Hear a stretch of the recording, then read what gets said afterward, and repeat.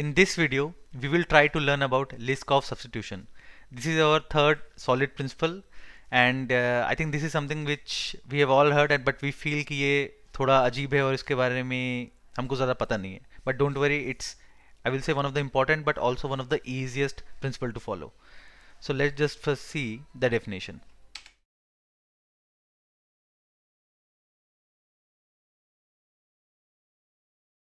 So, so what does Liskov substitution says? अभी हम लोग समझते हैं with definition. Cool. तो लिस्कॉव बोलता है, बहुत ही सिंपल है, ट्राई करेंगे फॉलो करने का, कि objects of super class should be replaceable by its sub types without changing the behaviour और करेक्टनेस ऑफ द प्रोग्राम. मैं एक बार पहले ये लिख देता हूं, फिर हम लोग समझते हैं. Objects of the super class, super class का मतलब parent, should be replaceable by their subtypes without changing the behavior and correctness of the program. Let me also highlight few important things. Without changing the behavior and correctness, or subtypes, replaceable by subtypes. These are the two important things. तो इसका क्या meaning है? इसका basically meaning ये है, अगर आपका कोई भी एप्लीकेशन है या कोई भी पीस ऑफ कोड है जहाँ पे हम लोग कोई भी पेरेंट एंटिटी यूज़ कर रहे हैं, हम लोगों ने इसके पहले भी पढ़ा है कि we have to use interfaces, right. हमको इंटरफेस ड्रिवन कोड लिखना है, ना कि कॉन्क्रीट इम्प्लीमेंटेशन. जैसे फॉर एग्जांपल जो पेमेंट प्रोसेसर वाला एग्जांपल था कि multiple types of payment processor है, बट आपका जो क्लाइंट है, जो मेन कोड है, वो किसी पर्टिकुलर टाइप से बात नहीं करता. It only talks with the interface which is called as payment processor, और उसके कोई भी इंप्लीमेंटेशन आ सकते हैं. तो ये क्या बोल रहा है कि आप कोई भी सब टाइप बनाओ, ठीक है, आप कोई भी नया सब टाइप बनाओ, और अगर आप उस इंटरफेस की जगह वो वाला इंप्लीमेंटेशन यूज करो या पेरेंट की जगह वो दूसरा सब क्लास यूज करो, तो कोड फटना नहीं चाहिए, ना उसका बिहेवियर चेंज होना चाहिए, ना करेक्टनेस चेंज होना चाहिए. सबसे इंपॉर्टेंट पार्ट यही है कि उसका बिहेवियर नहीं चेंज होना चाहिए, ठीक है. अब इसको समझना कैसे है और ये प्रिंसिपल बोल क्या रहा है और इसको हम इम्प्लीमेंट कैसे करें, डोंट वरी, अभी एग्जाम्पल के साथ समझ आ जाएगा. Before code will try to first see की हो क्या रहा है, राइट. तो एक सिंपल वो ये बोल रहा है आपको, दिस इज योर प्रोग्राम, ठीक है, जो कि कोई इंटरफेस यूज कर रहा है, इंटरफेस आई, ठीक है. और आपको यहाँ पे कोई मान लो एक मेथड है वॉइड वर्क. डोंट वरी, हम लोग रियल एग्जांपल भी पढ़ेंगे, बट अभी when we are in whiteboard let's just use this abstract examples. और यहाँ पे क्या हो रहा है कि यहाँ पे आपका कोड किसी इस टाइप से कि आप सीधे आई डॉट गेट डिटेल, है ना, I dot perform work something, आप ऐसा कुछ कॉल करते हो, ये कुछ डेटा रिटर्न करता है, और आप डीबी में जाके सेव कर देते हो वो डेटा को. ये एक नॉर्मल एक एब्स्ट्रैक्ट एग्जांपल है, ठीक है. बट मेरा मेन पॉइंट यहाँ पे क्या है कि ये आप ना इंटरफेस पे डिपेंड कर रहे हो, करेक्ट. आप इंटरफेस यूज कर रहे हो, कॉन्क्रीट इंप्लीमेंटेशन यूज नहीं कर रहे हो. अब इस इंटरफेस के इसके कुछ इंप्लीमेंटेशन होंगे, IMPL1, IMPL2. इम्प्लीमेंटेशन का मतलब बेसिकली है कि इस इंटरफेस को जो भी इंप्लीमेंट कर रहा होगा उनकी जो कॉन्क्रीट क्लासेस है, अगर ये पेमेंट प्रोसेसर होता तो UPI processor, then debit card processor, और या फिर कैश कैश प्रोसेसर, अगर वो भी आपके वो अगर एप्लीकेशन में अलाउड है तो वो, राइट. या अगर ये कुछ और, if you move away from the payment processor example, then there other example could be notification. तो जैसे आपका नोटिफिकेशन में क्या क्या मोड्स होते हैं, चैनल्स होते हैं, there is email, there is WhatsApp, right. But यहाँ पे आप ईमेल या व्हाट्सएप क्लाइंट ऐसे डायरेक्टली यूज नहीं करोगे, आप लिखोगे कि ओके नोटिफिकेशन चैनल प्रोवाइडर या समथिंग, या नोटिफिकेशन सर्विस प्रोवाइडर, और उसका इंटरफेस के इंप्लीमेंटेशन होंगे ईमेल वाले, वेब वाले, व्हाट्सएप वाले, राइट. और आप सीधे यहाँ पे यूज़ करोगे. तो ये रूल बेसिकली बोलता है कि मैं कोई भी नया इम्प्लीमेंटेशन बनाऊं उस इंटरफेस का, उससे मुझे कोड ना चेंज करना पड़े। बेसिकली क्या है, उसका बिहेवियर ना चेंज हो, उसके अंदर उसका करेक्टनेस चेंज ना हो। करेक्ट, ऐसा ना हो कि इसके पहले जो मीनिंग थी, बेसिकली जो आई डॉट गेट डेटा जो काम करता था, उसका मीनिंग ना बदल जाए आपके नए इंप्लीमेंटेशन से। ठीक है, तो ये हमको अवॉइड करना है, ये बोल रहा है वो। अब जब मैं प्रैक्टिकल एग्जांपल्स पढ़ेंगे तो हम लोग को और अच्छे समझ आएगा। Let's move to the IDE. One second, okay we are already in the IDE. ठीक है, डोंट वरी, बहुत ही ज़्यादा इजी है। And I personally like list of principle because ये ये पर्टिकुलर प्रिंसिपल करने से we already understand the next principle, that is interface aggregation. हम लोग वो समझ जाएंगे बिना उसे पढ़े, with this this principle itself. कैसे मैं समझाऊंगा? तो मान लो आपकी रिक्वायरमेंट है, ये ऑलमोस्ट हर रेपोजिटरी में होता है, जहाँ पे भी हम लोग को कुछ फाइल सेव करनी रहे, राइट? तो वहाँ पे कुछ सर्विसेज होती हैं जो ये फाइल स्टोर करती हैं। आप अगर डेटा फाइल रीड करना है तो आपको कुछ मेथड्स एक्सपोज करेंगी, एपीआई एक्सपोज करेंगी, कुछ अपलोड करना है तो देंगी, कुछ डिलीट करना है तो देंगी, राइट? तो ये नॉर्मल है जहाँ पे हम लोग फाइल्स रखते हैं। इसका एक ऐसा नहीं कि आप सीधे S3 से बात करोगे, आप एक जनरली एक पर्टिकुलर सर्विस बना देते हैं और सब लोग उसी को यूज़ करते हैं। ठीक है, तो इमेजिन करो ऐसा हमारे पास एक इंटरफेस है जिसका नाम है फाइल स्टोरेज। फॉलो कर रहे हैं, राइट? अब फाइल स्टोरेज में क्या क्या मेथड होगा जो मैंने बताया। सबसे पहला मेथड क्या है कि रीड करने को दे। तो हम बोलते हैं कि एक ना ये बाइट रिटर्न करता है जनरली। ये जो डेटा है बाइट्स के फॉर्म में ये फाइल, ये जो टाइप है वो भेजेगी। इसका नाम क्या होगा? रीड। Read file. अभी इस टाइम पे हम लोग रीड ना लिख के रीड फाइल लिखते हैं ताकि सबको समझ आए। और ये लेगा स्ट्रिंग फाइल पाथ। बढ़िया, नॉर्मल मेथड है। मतलब अगर आप कोई भी फाइल का पाथ भेजोगे तो उसका वो बाइट्स भेजेगा, डेटा भेज देगा, करेक्ट? और क्या मेथड एक्सपोज करती है? वो आपको अपलोड करने का भी एक्सेस देती है। तो हम इसमें लिख देते हैं स्ट्रिंग और बोल देते हैं अपलोड फाइल,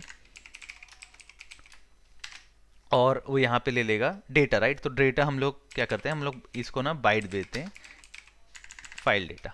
बाइट अरे हम भी दे देते हैं फाइल डेटा, और वो रिटर्न करेगा हमको फाइल का पाथ। और जो एक और मेथड है वो वॉइड है, वो क्या है? Delete file. कि अगर आपको मान लो फाइल डिलीट करनी है, क्या चाहिए उसको फाइल पाथ चाहिए। बिल्कुल सिंपल है ना? जनरली कोई भी फाइल स्टोरेज यही सब हमको बेसिकली यही सब प्रॉपर्टीज देता है, यही सब बिहेवियर्स देता है। कूल। अब ये आपके यहाँ यूज़ हो रहा है और आपको मिला था कि हमको सब ये सब ऑपरेशन सपोर्ट करना है।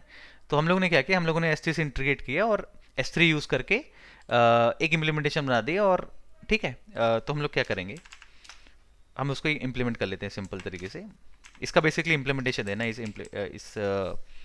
इस इंटरफेस का। तो विल कॉल इट क्लास, ध्यान से सुनना, या S3 भी नहीं बोलेंगे हम लोग कभी भी प्रोवाइडर या वेंडर बताएंगे नहीं, हम सीधे बोलते हैं ठीक है फाइल स्टोरेज सर्विस। ठीक है ना? अच्छा नाम है, इम्प्लीमेंट्स फाइल स्टोरेज। जिसको भी चाहिए रहेगा वो ये फाइल स्टोरेज सर्विस का ऑब्जेक्ट बना के मेथड एक्सेस कर लेगा। हम लोग जल्दी से ये मेथड्स को इम्प्लीमेंट कर लेते हैं। हाथ से इम्प्लीमेंट नहीं करेंगे, सीधे आईडी से बनवा लेते हैं। ठीक है, ये बन गया। ठीक है, रीड फाइल में ये दे रहा है। और ठीक है, एक काम करते हैं, थोड़ा सा लिख भी लेते हैं फाइल पाथ। एक रैंडम सा फाइल पाथ डाल देते हैं। ठीक है, और डिलीट फाइल में बस बोल देते हैं कि सक्सेसफुली डिलीटेड। ठीक है, और रीड फाइल में बस हम लोग ऐसा कुछ भी रैंडम, जैसे इसमें बाइट्स रिटर्न कर दिया, दिस इज़ फाइन। ठीक है, ये हमारा कंप्लीट, ये हमारा एक इम्प्लीमेंटेशन बन गया। अब इसको कोई यूज़ भी कर रहा होगा। अभी ध्यान से ना, एक यूज़ करने के बाद बताऊंगा, वापस हम डेफिनेशन में चलेंगे और समझेंगे क्या बोल रहा है ये। जस्ट फॉलो करना आप। तो आपका कोई भी एक फ्लो है, फॉर एग्जांपल हमारा फ्लो है कि इमेजिन हम लोग कोई ये कोई आधार वेरिफिकेशन वाला ये सेंटर है, राइट? तो आधार का फाइल्स आती हैं, फोटोज आती हैं, इमेजेस आती हैं, and we save them, correct? तो मान लो उसका कोई फ्लो है जहाँ पे हम लोग ये सब वेरीफाई कर रहे हैं, राइट? तो वेरीफाई करने के लिए पहले स्टोर करना पड़ेगा, फिर वो वेरीफाई होता रहेगा, राइट? तो ये जो मेन फ्लो है, इसको इसको हम लोग बोल देते हैं क्लास आधार वेरीफाई सर्विस। ठीक है, आधार वेरीफाई सर्विस। और इसका मेथड है पब्लिक वॉइड, पब्लिक बूलियन कर लेते हैं, वैलिडेट, नहीं इसका नाम, इसको बोलते हैं वैलिड, हाँ वैलिडेट आधार, ऐसा नाम रख लेते हैं अभी, ठीक है। और यहाँ पे क्या है ना, यहाँ पे हमको मान लो फाइल मिल रही है, कोई दिक्कत नहीं, स्ट्रिंग के फॉर्म में फाइल मिल रही है ऐसा मान के चलते हैं, ठीक है। अब ये क्या है, ये जो आधार वेरीफाई सर्विस है राइट, ये इसके पास ये फाइल आ रही है, वो फाइल को क्या करता होगा पक्का, यहाँ पे मतलब बेसिकली स्टोरेज में डालता होगा। कैसे डालेगा, वो क्या करेगा, वो फाइल स्टोरेज का ऑब्जेक्ट नहीं बनाएगा वो, बल्कि क्या करेगा, वो फाइल जो स्टोरेज इंटरफेस है उसको यूज़ करेगा। हम लोग ऊपर डिफाइन कर देते हैं प्राइवेट, प्राइवेट फाइल स्टोरेज, ठीक है। और इसका कंस्ट्रक्टर जल्दी से बना लेते हैं,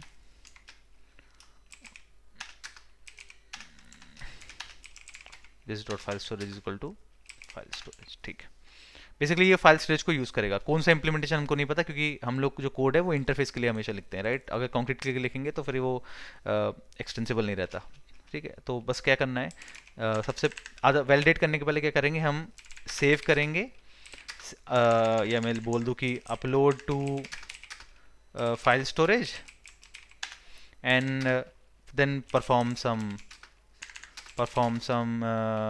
या बोल सकते हैं कि कुछ वेरिफिकेशन करेगा, ठीक है, वेरिफिकेशन,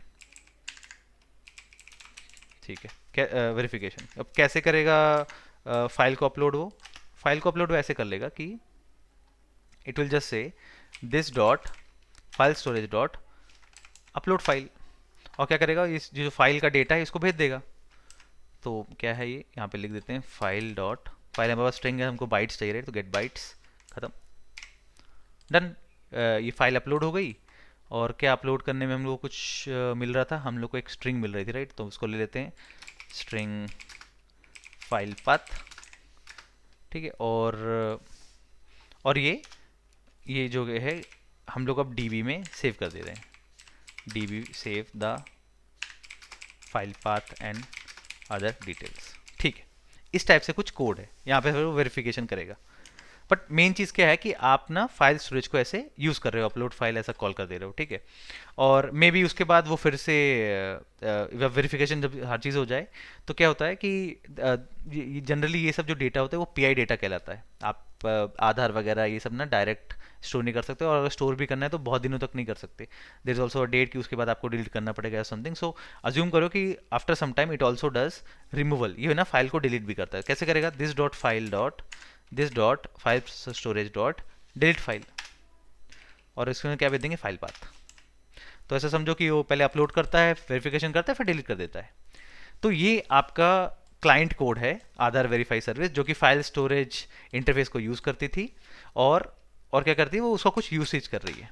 तो अब वो यहाँ पे लिस्कॉफ प्रिंसिपल क्या बोल रहा है, वो बोलता है कि आप कोई नया, for example if you create one more implementation of this file storage, उसको उसके नए इंप्लीमेंटेशन ऐड करने से और यहाँ पे यूज करने से, मतलब क्या है कि अभी तो ये वाला यूज हो रहा है, फाइल जो ये वाला इंप्लीमेंटेशन जा रहा होगा इसके पास, क्योंकि ये अभी एक ही इंप्लीमेंटेशन राइट, तो वही वाला इसके पास जा रहा होगा।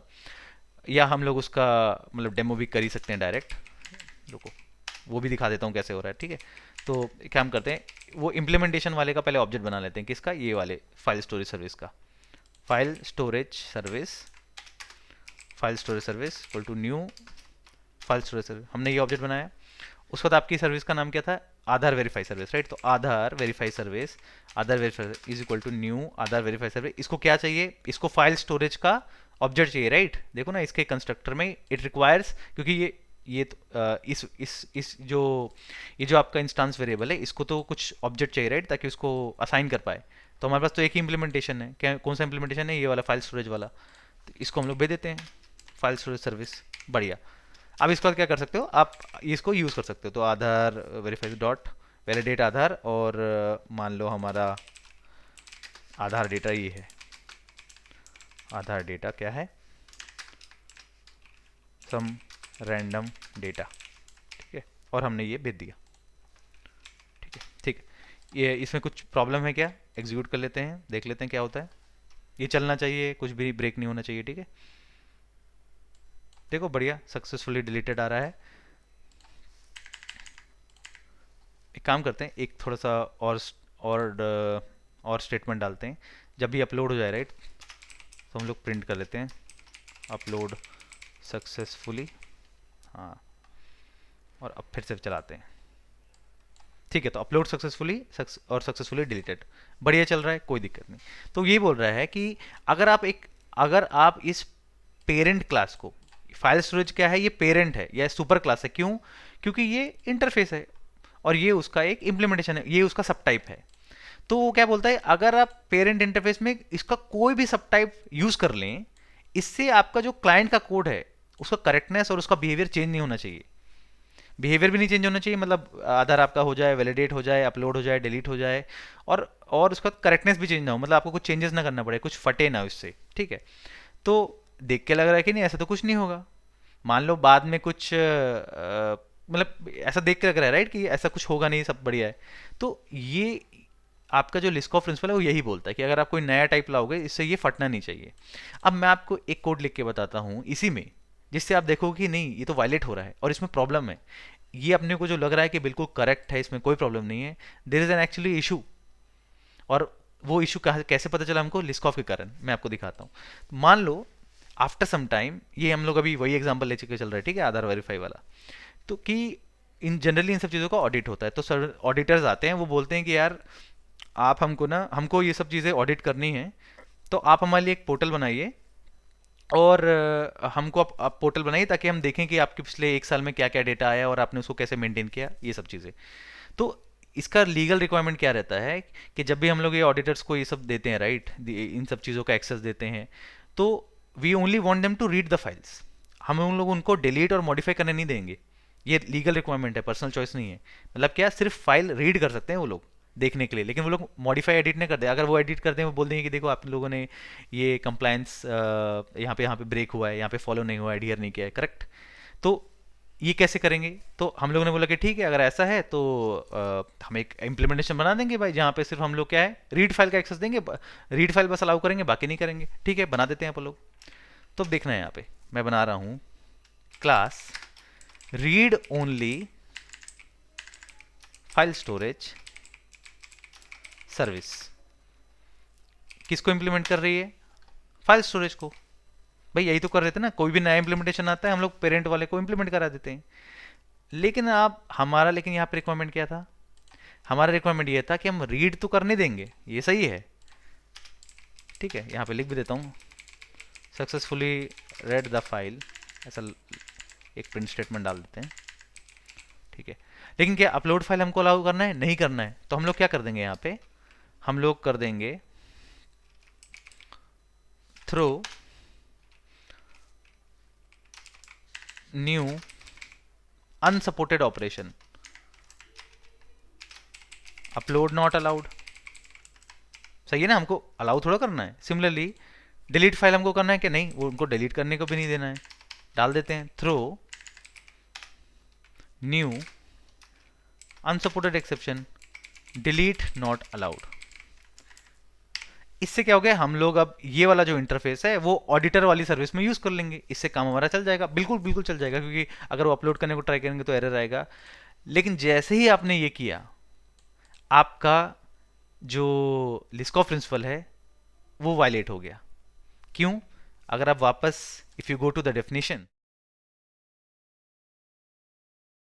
डेफिनेशन क्या बोलती है? डेफिनेशन बोलती है कि objects of superclass should be replaceable by their subtypes without changing the behavior and correctness of the program। इसका मतलब क्या है?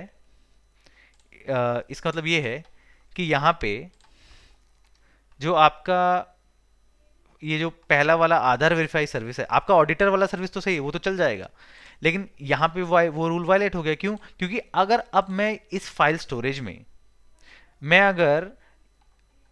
अगर ये वाला इम्प्लीमेंटेशन ना दे के मैं दूसरा वाला इम्प्लीमेंटेशन दूं, तो आपका तो ये कोड फट जाएगा। कैसे? मैं आपको दिखाता हूँ, मैं काम करता हूँ। इसके पहले हम लोग ये वाला भेज रहे थे राइट, इम्प्लीमेंटेशन आधार सर्विस में। अब मैं ये वाला नहीं भेजूंगा, मैं भेजूंगा उसको रीड ओनली वाला, क्योंकि भाई डेफिनेशन तो यही बोल रही है कि आप कोई भी डाल दो, फटना नहीं चाहिए। करेक्टनेस और बिहेवियर कोई भी चेंज नहीं होना चाहिए, तो मैं इसमें डालता हूँ read only file service equal to new read only file service, और यहाँ पे ये नया वाला ऑब्जेक्ट हम लोग उसको भेज देते हैं, ठीक है। अब देखना, इसके पहले जब चलाए थे तो क्या हो रहा था, सही चल रहा था। अब मैं ये चलाता हूँ, ठीक है, मैं इस बार इस सेकंड वाला ऑब्जेक्ट भेज रहा हूँ, सेकंड सब टाइप भेज रहा हूँ, लेट्स सी व्हाट हैपेंस। देखिए एक्सेप्शन आ गया, अपलोड नॉट अलाउड। इससे क्या हो गया, आपका जो क्लाइंट कोड था, ये जो आधार वेरीफाई, ये ब्रेक हो गया, इसकी करेक्टनेस भी ब्रेक हो गई, इसका बिहेवियर भी चेंज हो गया, करेक्ट। तो ये है लिस्कॉफ प्रिंसिपल कि हमको ऐसा नहीं होने देना, हमको ऐसा कुछ करना है जिससे ये इशू नहीं आए। तो ये है लिस्कॉफ। हमने देख लिया कि हाँ इससे ये क्या बोल रहा है और इसका वायलेशन कैसे होता है। We have not learned about the solution. अब हम लोग सोल्यूशन पढ़ते हैं, and you know what the solution is, the solution is the next principle itself, that is interface segregation. आपका जो नया अगला प्रिंसिपल है वो ही इसका सोल्यूशन है। कैसे, let's see this, let me go to the white board again. Okay, तो इसका हम सोल्यूशन देख रहे हैं। वी अंडरस्टूड राइट क्या प्रॉब्लम थी, अब इसका सोल्यूशन देखो। तो कुछ इस टाइप का था राइट वहां पे, कि जो आपकी वैलिडेट आधार है,